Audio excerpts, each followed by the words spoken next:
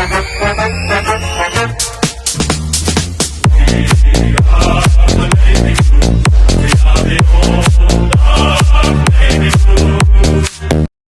one and all, and welcome to another episode of Baggers Chat. Of course, we are back for trade talk, and it is episode 2. My name is Mitchell Pattinson, and as always, I am joined by Ethan Duffy. How are you, mates?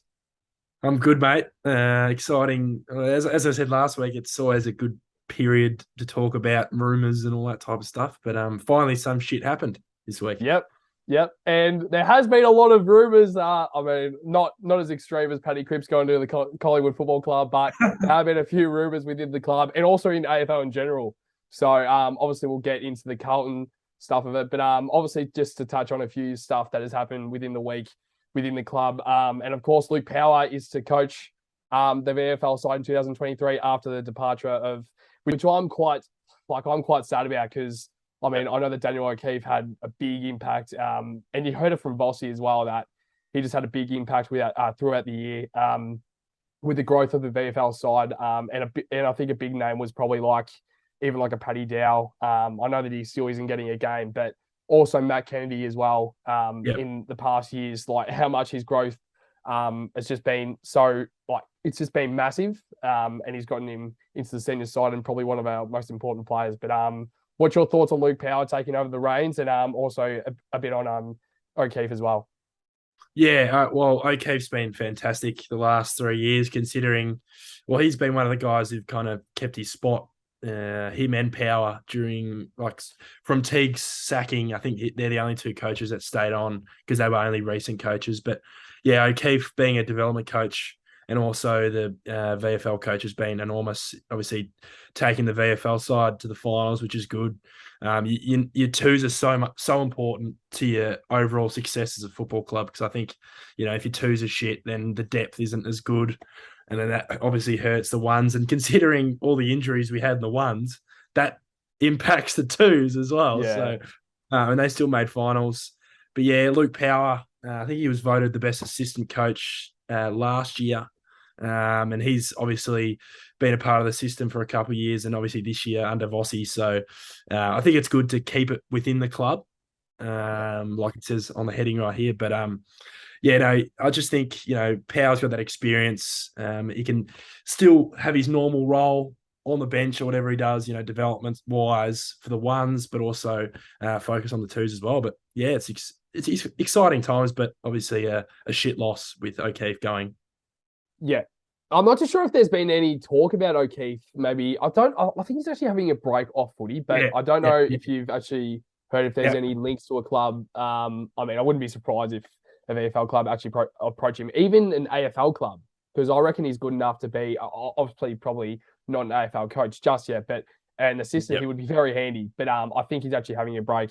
But I'm sure you know more about that, Daffy boy. But obviously we'll move on to, of course, the recent signing from the Doggies, which is, of course, the former Carlton player, Liam Jones. And, of course, we do get a compensation pick.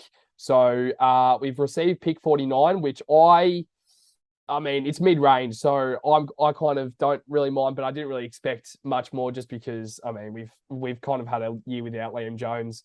And we've kind of filled his void in a way. With Lewis Young coming in, which is quite interesting because Lewis Young is from the Doggies, and then we've got the pick for Liam Jones from the Dogs. So, I know that that's obviously good that we get something from Jones, but what's your thoughts on that, Daff? Is pick 49 good, and were you expecting more or less? Oh, I'd take pick 49. I think we can, take it to the draft or use it in some way or another to try and obviously we're looking at getting a higher draft spot. So maybe that could be used. I'm not sure, but yeah, it's obviously a unique situation with Jones, and obviously because of COVID and all that. I've obviously been quite strongly opinionated on the whole situation. I have nothing against him at all, but I think it's like you said, we've covered the void, and it hasn't really hurt us too much considering, because I thought it was going to really hurt us. Considering it was a very late call, very very late call. I was thinking the other day, I think we would have got Lewis Young anyway. Yeah. Because I think we were pretty interested in him. And Lewis Young would not have thought being the second tall defender all year, and geez, he's done well. But yeah, all the best to Liam. But yeah, he's a doggies player now, and it'll be interesting come whenever we verse him, because he'll have to get Charlie or Harry. Yeah, that's actually a good point, because I wonder how the Blues faithful, will actually respond to it. Because I mean, I kind of hope that we don't boo him. I know I won't, because I mean, we don't want to touch on too much of it, but I know that he kind of followed his own beliefs, which obviously my opinion is like he left us in the dark. And I reckon we actually got Lewis Young before we even signed Liam Jones. And I mean that I might be wrong, but I think we actually got Lewis Young before. I mean, obviously we got him through the trade period, and I think Liam Jones actually probably left us in the dark a little bit later. And I don't want to put it in a way where it's left us in the dark. It's kind of where the rules came out. He said, "Oh, look, I don't want to get vaxxed. We don't want to spend too much time on it, honestly." But I just think it's great that he's playing AFL again. But I know I won't be booing him. But obviously, we'll move on from that, Duffy boy. But of course, we will touch on now the trade that we actually brought in during the week. Fantastic trade. The trade that we expected, the trade that we spoke about last episode, which is of course Blake Acres, he is now officially a Carlton player. I didn't have to really change too much here, Duffy boy. I know that we had some information writing down here, but obviously we actually got Blake Acres and we gave up a future third round pick. And the deal is of course a 3-year deal for around 350 grand a year, which is pretty, I mean, as we spoke about last episode, which is pretty good. So that was of course according to Fox Sports. But Duffy boy, take me through it. How good is that? Yeah, very good. Very good. We got it done early, in my opinion. I think, once there's deals right now happening, obviously the Luke Jackson deal's been pushed to next week, which is, it makes Freo fans a little bit nervous. But yeah, a lot of Freo fans aren't happy with how easy they let Acres go. A few others, Griffin Logan, they just let him go for not very much. And he's huge for us. He is huge. He's going to be, on the wing all year. And honestly, it's just great. There's no risk. There's no risk in this deal, really. Future third rounder, really, really nothing in a sense, unless it's some, fluky pick where they pick someone at pick 50 and they're a gun. But 3-year deal, 350K. It's got a bit of George Hewitt deal about it. This one, it's got a bit of George Hewitt. Fly under the radar, and then have a career best year, win the flag for the Baggers. That's what I hope. Yeah, I mean, I think it's a little bit different from Hewitt to Acres this year, because Acres has been our main target. Because obviously last year was Chera, but I completely agree. Like Hewitt, how good he has been, and just because he's just been under the radar for what we didn't give up anything, because he was the free agent, so we didn't give up anything. So, and of course, this, like as you said, I don't think the future third rounder is so much, especially for the type of player Acres is, and as you said, just we need a type of player like that. But my question is with Acres coming in, I know that we spoke about a bit last week about how the other wing will kind of turn out. Would you rather have Walsh or Chera transition into a genuine winger, or do you want to still have a Lockie O'Brien or a Matthew Cottrell or someone else on that wing? Really, it's tough. It's a great question, because I feel like O'Brien and Cottrell had good years on the wing, and they cop a bit for playing a very tough role. I feel like the wing role's unrewarded in a lot of ways. Just running up and down defensively and offensively. But yeah, well, obviously you'd go, you look at Chera and Walsh and go, and they're superstars. But maybe we would rather them rotate through the middle, and maybe up half forward like they did this year with Walsh. So they can, impact going forward, and then have a Cottrell and O'Brien rotating off one of the wings with Acres. And, honestly, I'd rather O'Brien and Acres be the wingers. I think Cottrell definitely can challenge O'Brien, in my opinion. I think he was fantastic this year. But, if they can't get a spot, if O'Brien and Cottrell can't get a spot, the twos will not lose a game. Yeah.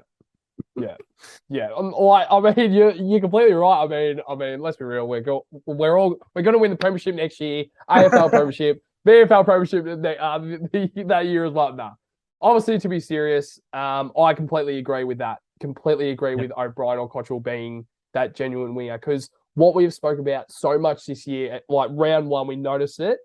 Yeah. Setterfield and Lockie O'Brien were our wingers, and that was our big difference. We didn't chuck and Matthew Kennedy on the wing. We didn't chuck an Ed Kerno on the wing. We didn't chuck these midfielders who are inside midfielders onto the wing like the All Australian selectors do. They don't do like we didn't do that. We actually we looked at Lockie O'Brien. Okay, you're really good at running. You're going to be our winger. We're going to look at Yep. Cottrell. I wasn't a fan of when we brought Cottrell in because I'm like, well, he's not up to it, is he?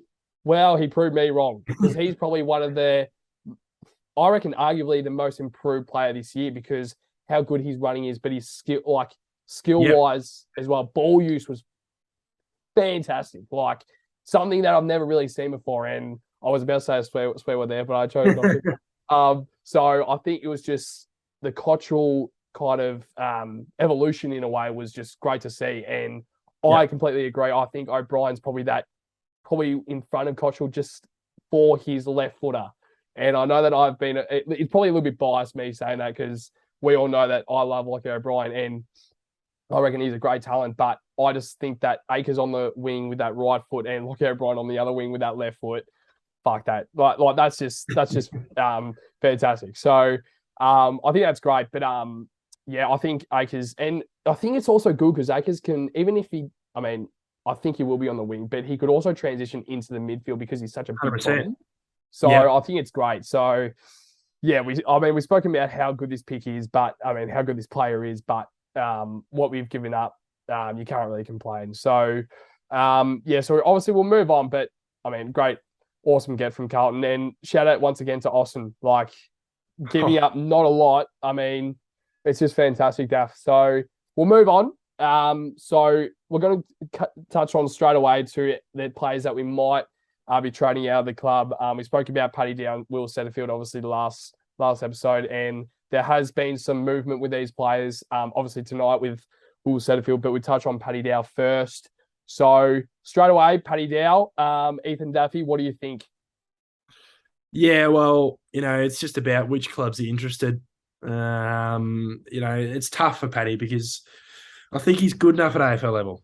I think he can be good enough. It's been a bit of a shaky years. Having is his third coach already, and he started in 2018, and it's not particularly fantastic. I know Walshy's been in the same boat, but he's just a special player. But I think back end of last year with when Teague was still coaching, I think Paddy would have thought, I've still got a spot in this midfield, considering we didn't have a Chera or Hewitt in the side. And, 6 months later, and they, Hewitt and Chera pop up at the club and really just lift the standards, at trainings and pre-seasons. And obviously from the get-go, you could see in the pre-season matches they were ready to go and really step up into Dow's role. And obviously Paddy's just kind of been left. It's footy. It's footy. It's going to happen. It happens at all clubs. Geelong had some players that didn't play in the grand final that could easily be in the best 22 of their team and any other team. So, but in terms of what we want in return, it's tough. I don't know. We're kind of ultimately pushing him out the door. It's like we can't be asking for too much. But mate, for me, I think a second rounder will do it. A second rounder or a late first if we can. That'd be huge. But what do you reckon, Pato? Well, obviously, according to Trade Radio, Sauce reckons he is worth a first round pick in exchange for Dow, and I reckon that is mind blowing. If we are pushing this, it's not like we are saying, "Oh yeah, we want to give you a 5-year deal," but you can explore your options. And it's not like Paddy Dow really wants to go. It's probably more the club pushing him out. And we're asking for a first round pick. I mean, I don't know if we are asking for a first round pick, but Sauce reckons he is worth a first round pick. It's a little bit different when the club's pushing you out, and it's obvious here that Dow's obviously being pushed out because he simply just can't fit into this midfield. So I reckon, as you said, I think second round, I will still be happy with the second rounder. Like, I Yeah. reckon even a third rounder, I'll be like, well, as we said, he's not really worth too much right now because we're pushing him out the door. Even a player, because I reckon Paddy Dow could potentially go to North Melbourne, but I don't really know if I want any players from there, definitely. Who would you want from North Melbourne? Maybe a Taron Thomas who might be on the outer, or There's no way we can get a Dow for Thomas. I don't know. I don't know. down a. I don't know. It's tough Yeah. because there's been a lot of talk with those guys at clubs, and it's just like I think about Dow and Setterfield. If they both go, who do we have as depth? Because realistically, like we've got Carroll who'll be better next year, but will he be? There's no guarantee. Yeah. You got Fogarty who can go in there. It's tough. I guess we have a lot of mids who are in that best 22 anyway that can go in there. Obviously, you got Fisher. It's tough. It's tough, man. Are they backing in to draft someone who can come into the fielder's depth? I don't know. It's tough, but real tough. I reckon. I personally think that's exactly what they're going to do. So if Paddy Dow and Will Setterfield find a way out of the club, I reckon they have to go to the draft. They have to get up. They have to get in the 10. Like they have to get first round, maybe even pick 1 to pick 10. They have to get a midfielder within that because that's what all the good clubs do is like they find a way to get higher in the draft, get an absolute star in the making that won't play for the first few years, get transition into the VFL, improve and get into that system.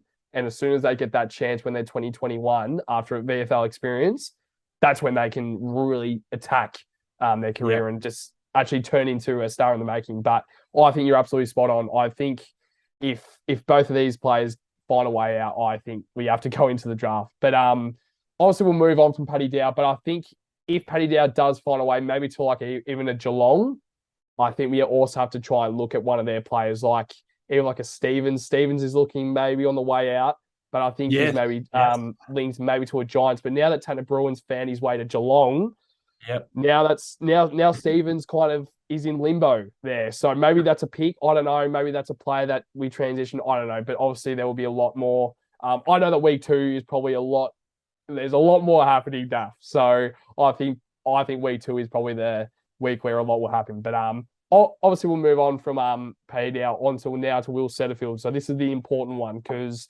obviously tonight Essendon's starting to have tremendous interest in Will Setterfield. So that's coming out tonight from 7 AFL. I think it was Mitch Cleary who reported it, Daffy Boy. But obviously, it's a big one because I know I don't want to lose Will Setterfield. If I had a choice between Dow and Setters, I don't want to lose Setters. I think Setters is worth a whole lot more than Dow. So we spoke about it last week with him being told to wait for a new contract, which obviously in our minds as football enthusiasts, let's say, Duffy Boy, we just love the football. That kind of shows that within his own respect of himself and where he kind of sees himself as a footballer, that tells himself that he needs to start looking if he wants to keep his job, because if he gets to the end of the trade period and we get a few midfielders in, where does that leave him? So what's your thoughts on this, Daffy Boy? If we were to give up Will Setterfield, what are you expecting in return? Well, it's tough because I think they can, if, we ask for too much, they can just walk him to the preseason draft, which is risky for him and also Essendon as well, if they don't have that pick in the preseason draft, which we did with Jack Martin a few years ago. Where we had the pick 1 in the preseason draft, which was lucky enough. But Austin said he'd love Setters to stay. So it's really up to Setters now. Being out of contract, I respect him looking at other opportunities because that's just football. But Essendon of all teams, those bastards. But he'd be good for them, honestly. I'm not trying to help him at all. I hope the worst on them, but he'd be good. He'd be good for them. He's serviceable. He's a serviceable midfielder, and he can 100%. Get the job done when you need. It's tough, man. It's tough. I think he can do a Matt Kennedy and come back and maybe have a crack. But is there spots in the midfield for him? I just don't think so. So I think he'll be at Essendon. but wouldn't mind him staying, to be honest. Yeah, and I think that's actually spot on with Essendon because I think that's what they need. They need a big body sort of midfielder because obviously they have Parrish, Merritt. Shield was probably one of their players that they want as a big body midfielder, but he's not really that tall. He's more that bulky sort of midfielder. That's he's not really that sort of player. And I think Will Setterfield is that guy that they really need. And I reckon if he moves to Essendon, he knows that he's in that best 22. So I mean, at a respect to Will Setterfield, I think he probably needs to start really looking into this because if he does leave, I reckon we can get a lot back. So if he was to leave, what do you expect him in return? Do you expect a pick? Do you expect a player? Is there really a lot that you expect? I think nothing. I reckon somehow they will just. I think Carlton might let him walk. To be honest, I just don't think you can ask for much for him. I know he's a former. Was he top 10 a while ago? Moved a couple clubs. Can't get a game. It's tough. It's tough, man. But it'll be either something small, or like a late, like a pick 40, 50, or just let him walk because being a free agent and all, it's tough. But I wish Setters all the best because I like the way he goes about it, Setters, for some reason. I've got a little soft spot for him. Yeah. I mean, if he does leave, Endow, I think, once again, we appreciate your services to the club. But also, if you go to Essendon, if you choose to go to Essendon, we hope the best for you, but we don't hope the best for the club. But obviously moving on. We'll just fly through these names that we kind of see that maybe are a chance of coming through. Let's be real, they're probably a 2 or 3% chance of getting to the club, Duffy boy. But obviously we'll start off with a name that was brought up last episode, Lockie Hunter from the Western Bulldogs. So obviously he is contracted for a further 2 years. And if we are in contact with Lockie Hunter and his management, what do you think we give up for him? Is there let's be real, probably won't happen. But if you do see Lockie Hunter coming into the club, what do you see we give up for Lockie Hunter? Yeah, well, he is contracted, so usually that means you have to give up more. I'd be giving a second rounder. I don't think he's just, an absolute star or anything, but I think he's good. He'd be handy for us if he did end up coming, but I just don't think it'll happen. But it would be a second rounder if you're going to give it to him. I know Melbourne's interested, but ultimately I think he might just stay at the Dogs. He's that type of player, isn't he, for the Dogs? They've got all those kind of guys who are just under 6 foot, kind of kick a few goals here and there, never really do anything, but yeah. So I think with Lockie Hunter, especially with Josh Dunkley, if he leaves, I reckon Hunter stays.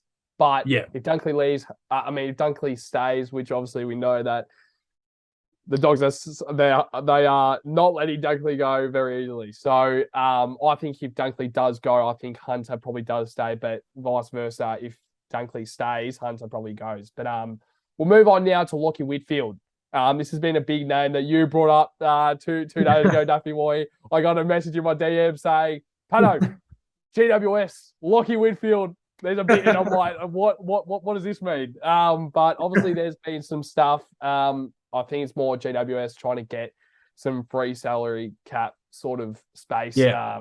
Obviously Nick Haynes is the other player that it looks to maybe be on the move. I don't think we'll be any chance of getting Haynes, but Lockie Wheatfield is a player that might be on his way to the Melbourne Blues. I don't think it will happen, Duffy boy. I don't think you will happen. I don't know if you feel the same. I don't know if you feel a bit differently, but obviously he's contracted for another 5 years on his contract, which is unbelievable.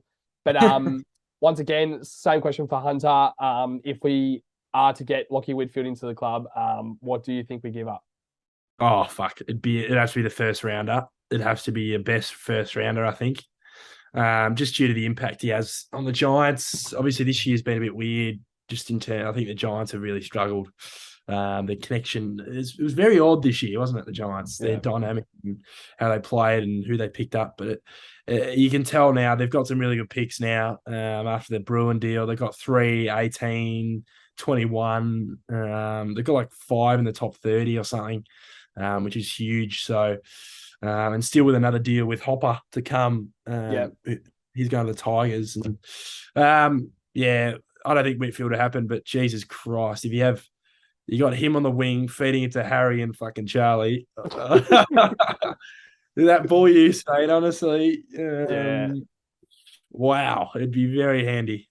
Yeah. I'm not even kidding. When you sent me that message, Lockie Whitfield is probably my favorite player in the AFL. Other than Carlton players, I love Yeah. Lockie Whitfield and the way he goes about it. And when I saw Lockie Whitfield, I'm just like, ooh, what's this going to be, Duffy boy? But I mean, I'm excited. This is why it's so good about trade period, because obviously, I mean, there might be absolutely nothing coming from the club. Lockie Whitfield's probably already signed another 10 years at the GWS Giants. But who knows? He might still find a way to get to Navy Blues. But the last player that we'll touch on quickly, once again, a player that we probably don't expect to come into the club, but there has been talks, and obviously rumours is the best part about trade period. James Harmes from Melbourne Football Club. Obviously Essendon, I reckon Essendon's interested in every single player. It's the same as North Melbourne, let's be real. But obviously we are the other club that is keeping an eye on James Harmes. But same question. What do you think we give up if James Harmes was to find his way to the Carlton Footy Club? I think it would be a early second, late first. I think just due to him being contracted again. Yeah, how about Essendon? Are they going to get anyone, or they're only going to get a guy who's been playing VFL for the whole year? But yeah, no, Harm's a good player. I'd love him at Carlton. Can play multiple roles, can tag, can good skill, good by foot, good work rate. But don't think it'll happen. I think he'll stay at the D's. I think their list manager was pretty solid and answered. He'll be there for the next at least 2 years. Yeah. Out of those three, Hunter, Whitfield, and Harmes, if you had a chance to get one of them into the club, taking into account with what we need and also with what we might have to give up, choose one name, Daffy boy. Lockie Whitfield on the other wing. Akers and Whitfield on the wings. I agree. Because seriously, if we can get Whitfield, wow. Like Akers and Whitfield on the wings. But once again, I don't think that will happen. But as we've mentioned multiple times throughout this episode, that's why trade talk, that's why trade radio, that's why the trade period is always so entertaining. Yeah, so, I'm just looking at the order now. Obviously, pick 1, North, pick 2, West Coast, pick 3, Giants, 4, Essendon, 5, Adelaide, 6, Hawthorn, 7, Gold Coast. Out of those clubs, I kind of look at, obviously, North, I don't think they'll get rid of it. Unless they're bringing in some, high-end player. I don't think they'll get rid of that, just in terms of the position they're in currently. And I think they obviously in a rebuild. Simple as that. West Coast, like you touched on, it's interesting because where are they at the moment? Are they rebuilding or are they, aiming to just top up a little bit to get a bit better? I think they really should rebuild personally. But that could happen. For me, it's the Giants. For me, it is the Giants. I know they're in a little bit of a rebuild phase, but I feel like these, like you said, week 2, when these trades happening and Hopper trade happens and they get a pick and somehow they get another pick and like they're gonna have that many picks that they're gonna have to turn it into something. Yeah, they're gonna have to get rid of some. So or more. They might want more picks. But looking at Essendon, they're probably not going to give much, are they? I don't think they'll give away a 4. They're pretty dog shit, so they need a top 5 pick. Adelaide, they're in a rebuild. I don't think they'll get rid of that unless it's 1 pick for 2 picks, like a pick 10 and, I don't know, an 18 or I don't know. But I think it's between the Giants and West Coast where we can make a deal. I think the Giants, just due to the amount of picks they currently have, I think they can kind of work it. Like you get pick 10, you get pick 10 future first, like you said. It's tough. There's so many different things that could happen. I think Nick Austin's got something under his. Yeah. He's keeping it low key, Nicky boy. But I think I don't know. I feel like we're gonna have a top 6 pick at least. I think we'll have a top 6, top 5 pick. And if we're going in with a list we have with a top 5 pick, it'll be fucking enormous. It'll be huge. Geelong, I think next week they should have Gold Coast pick 7 through the which is ridiculous, really. Like what Yeah. the Premiership team get a player and pick 7 for nothing. So it's going to be very interesting, but I think Austin's going to get something done, Pato. That's actually a good point on Austin, because what we've noticed over, I don't know how long he's been. I think he's been here for 2 years. I think he came straight after Sauce. 3 off seasons, maybe. Yeah, 3. And like with what he's done, what I've noticed with Austin is he is very quiet about his work. He doesn't let a lot of clubs know what he's doing, because he just gets it done. He keeps it within his club. He doesn't speak to the media about. I mean, obviously he had a media. He spoke like a press conference the other day, but he didn't speak too much. He didn't give too much to the media, which I liked, because who would have thought that we would have picked who would have thought that we would be maybe trading away our pick 10 or pick 11? We don't need it. We probably don't. Well, like I would rather. I mean, I know that a lot of supporters would probably rather keep that pick 10 or pick 11, just get another solid player into the draft, maybe trade that away for a player. But imagine if he somehow finds a way to get a top 5 pick. Like, it's just going to be brilliant. And as you said, I reckon there's something cooking. There's something cooking at the Carlton Footy Club, and I reckon Austin is going to get something. He's going to get something going, Daffy boy. So, as you said, I think it probably will be that first round pick that we have right now with a pick 10 or pick 11 and a future first rounder. Now that you brought up the GWS Giants, I reckon it's more likely going to be them, because with Hopper, I reckon they're good. I reckon Richmond have to give up a first rounder, which means they're going to get another. They've got that deal will have Soldo as well, so it'll be interesting. It'll be Soldo. It'll be Hopper for Soldo, and then it'll be an exchange of picks. And I'd imagine Giants would get the better pick out of the exchange of picks. So that's just, it's more like, it is an absolute, like, it does your head in. Imagine working as a list manager. It'd be great fun, but sometimes imagine the fucking talking back. Yeah. It'll be interesting though, Pato, because if we get top 5, like I said, with the list we have, Jesus, man, you get Akers and a top 5 pick in the club.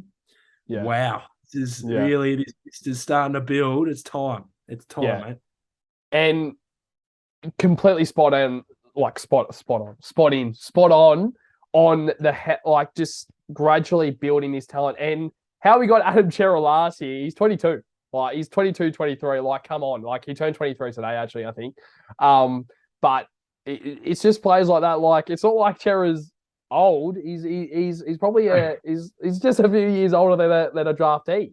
So we're getting these top 5 picks that a few years later are turning into superstars. So if we keep the pick 10 or pick 11, I'm happy, because we will keep that and we can get another genuine good player in. So, and what I've really liked is I hope that we don't trade a lot of these picks away, because if we keep pick 10, pick 29, 49, 66, 68, and 86, if we take all those picks, which I really want us to do, I reckon that will be great, because we can get some talent in. And yes, there might be some duds. Hopefully there's not, but there might be that, like even like a pick 66 or 68, there might be a genuine star in there that not a lot of clubs are really looked at, but we might just get someone in.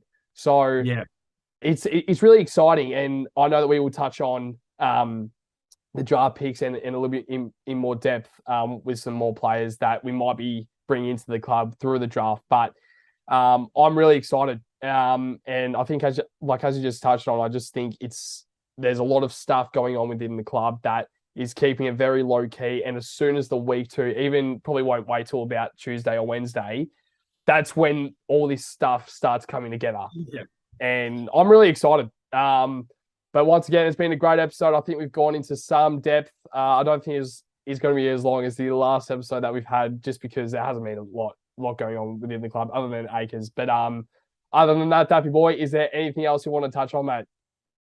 Just quickly on the picks. I think how you were saying you want us to pick players out of all the picks, use all our picks. I think that's just going to depend on Dow and Setterfield. Yeah. Because you got to have list spots. You got to have list spots available to be able to use all those picks.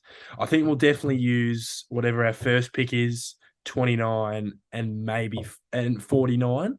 And sometimes, drafts you go list spots. Are you really going to use 66 on a player, or you going to keep a player like a Lockie Fogarty on the list, who we might touch on next episode a little bit more, because I'm not sure what he's under. He might be contracted. I don't know, but I will have to check on that for next episode, mate. Yeah, I'm pretty sure the only two players that aren't contracted for next year is Dow and Setterfield. So they are, I think they are the only two players that aren't contracted. So I know that there is a lot of confusion, because there's some sources that are saying that he is contracted. Some are saying he's not. But in my sources that I've read, I think the only two players that are not contracted are Dow and Setterfield. So I think if a guy like Fogarty wasn't contracted, I think there would be a lot more talk about him, because he's a solid player. And he's one of those guys that isn't really getting a lot of opportunities in that forward to mid range. So there's a lot to talk about, and I think we'll try and do another episode at the end of the week too, because I reckon there will be a lot to talk about. Hopefully I don't think there will be a lot going on within Carlton, but I think that the main objective next week is trying to get a little bit higher in the draft. So I don't think there will be a player coming in. I think there will be players coming out, obviously with Setterfield and Dow.